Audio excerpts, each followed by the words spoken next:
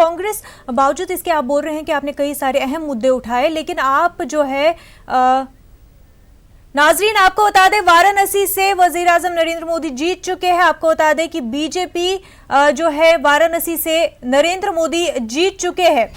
इस वक्त की अहम खबर आ रही है नाजरीन, आपको बता दें वाराणसी से नरेंद्र मोदी जीत चुके हैं।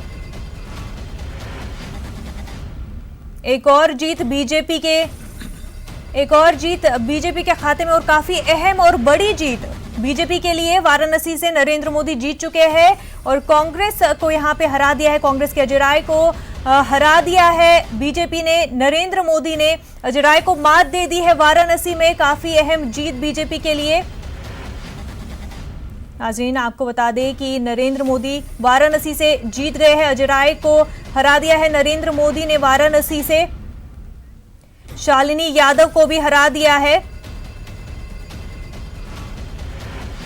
आपको बता दें साथ ही नाजरीन कि 28 मई को नरेंद्र मोदी वाराणसी जाने वाले हैं।